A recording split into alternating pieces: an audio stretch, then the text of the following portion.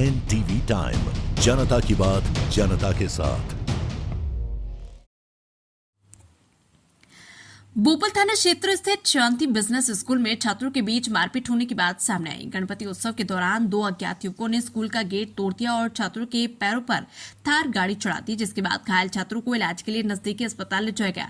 इस संबंध में बोपल थाने में शिकायत दर्ज कर ली गई है और ड्राइवरों को गिरफ्तार कर लिया गया और आगे की जांच की जा रही है। ग्रामीण डीएसपी मेघा तेवर ने प्रेस कॉन्फ्रेंस को संबोधित करते हुए कहा कि 7 सितंबर की शाम की है, जिसमें दो अलग अलग अपराध दर्ज किए गए हैं। एक अपराध में गणपति के पंडाल में एक सामान्य मुद्दे पर आमने सामने की लड़ाई हुई, जिसमें दोनों पक्ष को मामूली चोट आई। उनमें से कुछ को नजदीकी अस्पताल में स्थानांतरित कर दिया गया।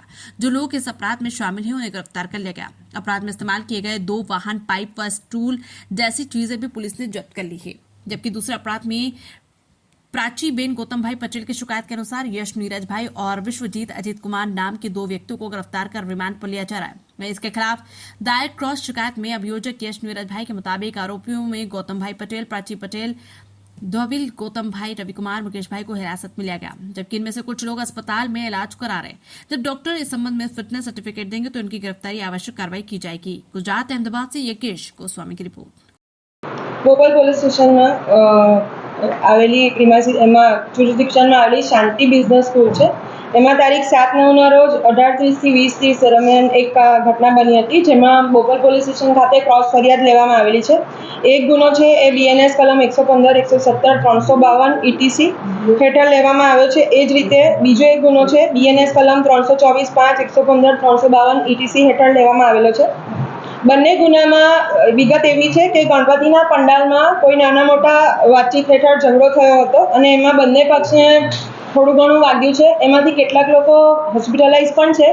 હાલ જે લોકો બહાર છે અને ગુનામાં હોવાનું જણાયેલ છે તેમની અટક કરવામાં આવેલી છે।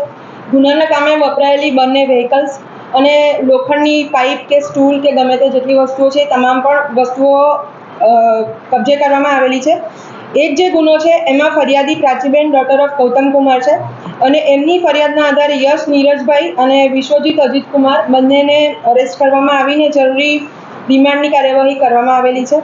એ જ રીતે બોપલ પોલીસ સ્ટેશન હેઠળ જે નોંધાયો છે બીજો ગુનો, એમાં યશ નીરજભાઈ ફરિયાદી છે અને એમની ફરિયાદના આધારે જે આરોપીઓ છે ગૌતમ કુમાર પટેલ, પ્રાચી ગૌતમભાઈ, ધ્રુવિલ ગૌતમભાઈ, રવિ કુમાર, મુકેશભાઈ વગેરે નામો છે।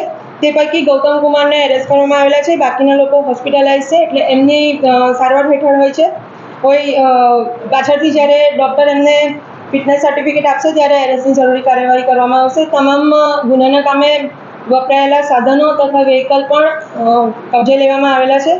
મુખ્ય બનાવ એવો જાણવા મળેલો છે કે જે પ્રાચીબેન છે એમની સાથે કોઈએ બોલાચાલી કરી હતી અને એ અનુસંધાને એ લોકોને અરેસ્ટ કરાવવા આવ્યા છે। પ્રાચીબેને પોતાના સાથે થયેલી બોલાચાલી અનુસંધાને પોતાના ફેમિલી મેમ્બર્સને બોલાવ્યા હતા અને ઘટના સ્થળે આવ્યા હતા। તે દરમિયાન થાર ગાડી હતી, એનો ઉપયોગ કરીને જે ઊભેલી પબ્લિક હતી એની ઉપર થાર ગાડી ચડાવી દેવાનો આક્ષેપ છે અને એના કારણે કેટલાક લોકોને નાની મોટી ઈજા થઈ છે અને એ અનુસંધાને જે પબ્લિકના માણસો હતા તેમણે ગુસ્સે થઈને થાર ગાડી પર અંદર બેઠેલા લોકોને પણ માર મારેલો હોવાનો આક્ષેપ છે અને જેના કારણે એ પ્રાચીબેનના રિલેટિવ્સને પણ થોડું ઘણું વાગ્યું છે।